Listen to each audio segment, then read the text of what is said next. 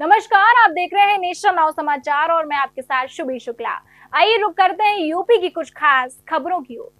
UP में एक बार फिर मौसम करवट लेने वाला है। अगले 24 घंटों में कई जिलों में बारिश के आसार है, जबकि 20 जिलों में घना कोहरा लोगों की मुश्किलें बढ़ाएगा। कानपुर 6 डिग्री पर सबसे ठंडा शहर दर्ज हुआ है और गलन अब और बढ़ने की संभावना है। बहराइच जिले में 2024 की सांप्रदायिक हिंसा के अहम मामले में बड़ा फैसला आया है। कोर्ट ने मुख्य आरोपी सरफराज को फांसी की सजा सुनाई है, जबकि 9 दोषियों को उम्र कैद मिला है। कुल 13 में से 3 आरोपी बरी किए गए हैं। फैसला आने के बाद इलाके में चर्चा तेज है। कानपुर देहात में 13.3 लाख वोटरों का पूरा डिजिटाइजेशन कर लिया गया। 2003 से अब तक की 75% लिस्ट की मैपिंग सफल रही है। बीएलओ घर घर जाकर डेटा सत्यापित कर रहे हैं और निर्वाचन विभाग भी इसे बड़ी उपलब्धि मान रहा है। वहीं ग्रेटर नोएडा के दनकौर क्षेत्र में आयशा और राहुल की इंटरफेस शादी का वीडियो वायरल हो गया है। आयशा ने साफ कहा है कि शादी उसने अपनी मर्जी से की है और सुरक्षा की मांग की है। परिवार पर दबाव के आरोपों के बाद पुलिस मामले की जांच कर रही है। फर्रुखाबाद जिले से एक बड़ी खबर आई है। सीएम योगी ने जिले का पहला ऑडिटोरियम मंजूर कर दिया है। 5000 वर्ग मीटर में 3 मंजिला मल्टी फंक्शनल ऑडिटोरियम 25 करोड़ की लागत से बनेगा। यह फतेहगढ़ क्षेत्र में बनेगा और प्रस्ताव सदर विधायक ने भेजा था।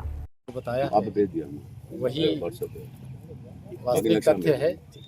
ये सबके समन्वित प्रयास से चीज़ें बेटर होती हैं और कोई महत्वपूर्ण काम जब माननीय जनप्रतिनिधि माननीय विधायक जी के स्तर से माननीय मुख्यमंत्री तक जाता है तो चीज़ें ज़्यादा कन्विंसिंग हो जाती है और इफ़ेक्टिव हो जाती है। तो हम लोग प्रयास कर रहे थे, लेकिन माननीय विधायक जी जब व्यक्तिगत रूप से माननीय मुख्यमंत्री जी से मिलकर इसकी ज़रूरत को बताए, माननीय मुख्यमंत्री जी को कन्विंस किए, तो चीज़ें जो सोची जा रही थी वो स्वीकृत हो गई। इसके लिए माननीय विधायक जी को, माननीय मुख्यमंत्री जी, सभी जिसकी इसमें भूमिका थी उसको धन्यवाद। ये नगर पालिका भूमि से नहीं, नगर पालिका थोड़ी भूमि स्टूडियन होती है ना। में एक निहायत आवश्यकता थी ऑडिटोरियम की। ऑडिटोरियम बने ऐसा हॉल जहाँ पर सेमिनार हो सके, जहाँ पर सामाजिक गोष्ठियाँ हो सकें, जहाँ बच्चों के अच्छे कार्यक्रम हो सकें। और मैं अपने ज़िलाधिकारी महोदय को बहुत बहुत धन्यवाद देता हूँ कि उन्होंने ही इसको इनिशिएट किया और उन्होंने मुझसे ये कहा कि आप इसको कृपया माननीय मुख्यमंत्री के संज्ञान में लाकर और इसको करवाएं। मैं आपका तहे दिल से बहुत बहुत धन्यवाद डीएम साहब करना चाहता हूँ, तो आप ही का इनिशिएटिव था ये। मैं बताऊँ, दो ज़िलाधिकारियों को मैं बहुत मानता हूँ।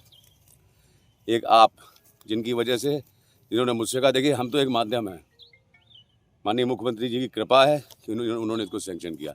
इसी प्रकार से जो गुरसागंज वाली रोड है, जो 4 लेन हो रही है, उसके लिए भी वीके सिंह डीएम साहब ने मुझसे कहा था कि आप सजेस्ट किया था कि सर इसको आप बनवा दीजिए।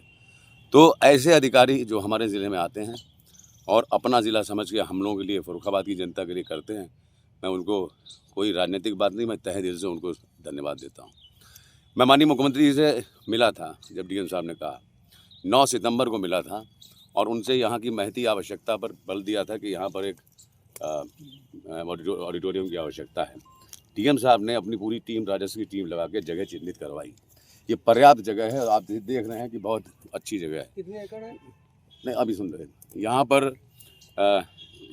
लगभग 80 बाई कितने मीटर का, 40 मीटर, लगभग 5000 वर्ग मीटर का भव्य ऑडिटोरियम का निर्माण होने जा रहा है, जिसके लिए माननीय मुख्यमंत्री जी ने इसको इतना इमीडिएट एक्शन लिया कि डीएम साहब भी जानते हैं इस चीज़ को, कि उन्होंने अपनी रिपोर्ट में कहा, मैंने आप लोगों के ग्रुप पे भेजी भी हुई है वो, कि 2 दिन के अंदर इसमें आके आप प्रेषित करें। और सारे अधिकारी लग गए। और मैं आपको बताना चाहता हूँ कि हमारा ज़िला ये सौभाग्यशाली हम लोग हैं कि उन्होंने व्यक्तिगत रूप से भी कह के इसको इतनी जल्दी स्वीकृत करा दिया है। वहीं वाराणसी के लोता क्षेत्र में राहुल मिश्रा नामक युवक ने आत्महत्या कर ली। मरने से पहले उसने वीडियो में पत्नी के अवैध संबंध के कारणों को बताया। 2 साल पहले लव मैरिज की थी और एक बेटा भी है। पुलिस मामले की जांच कर रही है। जी, ये राहुल नाम के युवक थे जिनका कि अभी एक वीडियो सोशल मीडिया पे चल रहा था, जहां पर वो बता रहे हैं कि उनको काफ़ी मानसिक रूप से प्रताड़ित किया जा रहा है। कुछ लोगों के उन्होंने नाम भी बताए, उसके बाद उन्होंने सुसाइड कर लिया। तो मौके पर जांच पड़ताल के लिए लोहता पुलिस गई भी। उसके बाद लड़का पक्ष से तहरीर प्राप्त हुई जिसमें कि 3 लोगों को नामजद किया गया और अबेटमेंट टू सुसाइड के सेक्शंस में धाराओं में मुकदमा भी लिखा गया है। उसमें 2 लोगों को, उनकी सास को, उनकी वाइफ को अरेस्ट भी कर लिया गया है। एक और आदमी का नाम लिया गया है जो नामजद आरोपी हैं, वो अभी फरार चल रहे हैं। उनको भी त्वरित तौर पर अरेस्ट करके आगे की कार्रवाई की जाएगी। वहीं मेरठ कंकरखेड़ा में पैसों के विवाद को लेकर किशन नाम के युवक पर आरोपियों ने धारदार हथियार से हमला कर दिया। मां ने एसपी को शिकायत देकर आरोपियों पर गंभीर आरोप लगाए हैं। पुलिस मामले की जांच में जुटी है। सुनता एसएसपी ऑफिस किस लिए आना हुआ आप? जब कोई कार्रवाई नहीं हो रही, जब आई हूँ। किस चीज में कार्रवाई है? थाने में जो लड़के को मारपीट कर रखी है, दाव मार रखा है सिर में, कोई कार्रवाई नहीं हो रही, दरोगा भगा देता है। कौन है दरोगा? वो है गंभीर दरोगा। कहाँ पर है? कंकरखेड़ा थाना। क्या कहते हैं? ये सुनाई नहीं कर रहे बिल्कुल भी। हुआ क्या है आपको? ये मारपीट हुई है, दाव मारा है मेरे लड़के का चौराहे पे, रोड पे। किसने मारा? लक्की नाम के ने। वो मारा है? बता रही तो पैसे के लेन देन में मारपीट करी है। जब भी मांगे थे, जब भी मारपीट करे थे, जब भी मांगे थे, जब भी मारपीट करे थे। 5000। कब की घटना है? 2 तारीख की। इसमें वीडियो भी है आपके पास? कब का वीडियो है? 2 तारीख का है। नहीं, वो 2 तारीख का नहीं है, वो उसमें से लिया, क्या कर रहा है, जैसे कैमरे लग रहे सीसीटीवी में से लिया। जब मैंने कहा दिया, अपने आप मारी है चोट। उसी दिन का वीडियो है उसके? हाँ, उसके कैमरे में तो उसी दिन का वीडियो है। पुलिस में शिकायत? पुलिस में क्या? थाने में जाते जाते मेरे पैर दुखने लगे। आज से 2 तारीख से लगा लो क्या टाइम हो गया। कितनी बार जा चुकी है? मैं तो कम से कम 10 बार से भी ज्यादा जा ली। कोई सुनाई नहीं करता। मुझे भेज दिया, नुका दे, इससे चली जाओ। और अंदर अधिकारियों से मिले हो, क्या आश्वासन दिया है? अंदर उन्होंने फोन करा उनके द्वारा, कोई सुनाई नहीं करता बिल्कुल भी। ठीक है। अब कोई सुनाई नहीं कर रहे। वहीं महोबा में निर्माण कंपनी की लापरवाही से झुलसे लाइनमैन की इलाज के दौरान मौत के बाद परिजनों ने कानपुर सागर हाईवे पर लंबा जाम कर दिया। करीब 1.5 घंटे तक वाहनों की लंबी कतारें लगी रही। ग्रामीण 10 लाख मुआवजे की मांग कर रहे थे। सर इसलिए हुआ कि ये हमारा चचेरा भाई है और संविदा में कर्मी था और इसने सिट डाउन भी लिया। इसके बावजूद भी जो बंसल कंपनी वाली जो इलेक्ट्रिक लाइन है, वो लाइन अचानक इसके उसमें गिर गई तार में और इसको करंट लग गया। हाँ, तो इस वजह से इसकी दुर्घटना हो गई। इस वजह से हम लोग उसके परिवार के सदस्यों को आर्थिक मदद के लिए हम लोगों ने जाम लगाए और सीओ साहब और एसओ साहब के माध्यम से और बंसल कंपनी के जो मैनेजर उनके माध्यम से बात हुई कि हम इनको 10 लाख रुपए की आर्थिक मदद देंगे। इस बात पे हम सहमत होकर के जाम अपना खोल।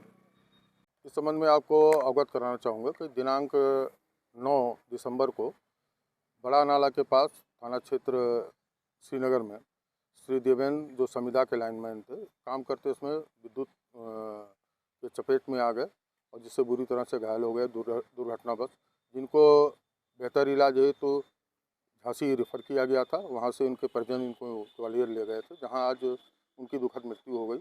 उनकी मृत्यु की सूचना पे कुछ ग्रामीण आक्रोशित हो गए, जिनके द्वारा जाम लगाने का प्रयास किया गया। मौके पे तत्परता से पुलिस द्वारा पहुंच के उनको समझा बुझा के हटाया गया।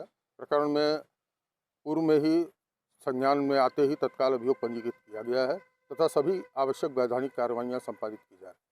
वहीं फर्रुखाबाद के कमालगंज क्षेत्र के शेखपुर मेले में दबंगों ने युवक पर पिस्टल की बट से हमला कर दिया। भीड़ में दहशत फैल गई और घायल युवक को अस्पताल में भर्ती कराया गया। सुरक्षा व्यवस्था पर सवाल उठ रहे हैं। किस बात को लेकर आज मेले में लड़ाई हुई है? मेले में साहब हम तो खाना बना रहे थे, रोटी मुझको पता भी नहीं था। ये पता लगा मेरे भाई से मार डाला, मैं भाग के गया तो दानिश लड़का में उसको अम्मी जानते हैं और उसके हाथ में मैंने पिस्टल देखी थी। जब हम भागते हुए हम लोग गए, वो जब देखा मैं तो हमारे घर में 2-4 हमारे बंदी गांव के मोहल्ले के वही मेरे पीछे भागे भाई क्या। तो जब हम लोग देखा भाग खड़े हुए, जब तक अपने भाई को मैंने चुपटा दिया, भाई फोन देखा तो मैंने चुपटा दिया, जब तक वो भाग खड़े हुए। मैंने दानिश को पहचान लिया था। दानिश के पास पिस्टल दिखी। मेले में पुलिस भी तो काफी ज्यादा लगी सर। पुलिस क्या, हम आपको बताएं, पुलिस है, मगर पुलिस जो है वहाँ पर है जहाँ पे होना चाहिए, वहाँ पर नहीं है। पुलिस तो चाय पी रही है। अच्छा, पुलिस चाय पी रही थी। अच्छा, आपका क्रम हुआ क्या? वहाँ पर कोई पुलिसकर्मी पहुँचा बाद में? नहीं, पुलिसकर्मी पहुँचे सर, एक हल्के के हमारे बहुत दरोगा पहुँचे। मैंने उनसे कहा, अपने भाई को बैठाला, खैर बोले आई हमने FIR लिखी जाके। और जी, मेले में ये गुंडागर्दी सरई क्यों होती है? जहाँ देखिए वहाँ ये सरई वालों से होती है, भाई जिससे भी देखो सनैया वालों से होती। तो ये जो और दानिश नाम का व्यक्ति था, ये क्या ये 10-15 लोगों का इनका ग्रुप है और आज से नहीं, और पूरे कमालगंज को पता है। इसकी जानकारी कहाँ रहता है? ये मोनापुर रहते हैं सब, मोनापुर रहते हैं। और उसकी गैंग में पता नहीं कितने हैं, और ये तो पूरा कमालगंज जानता है। दानिश के अलावा क्या किसी और की पहचान आपने की थी? जी मतलब लड़के कल के मैं नहीं जानता हूँ।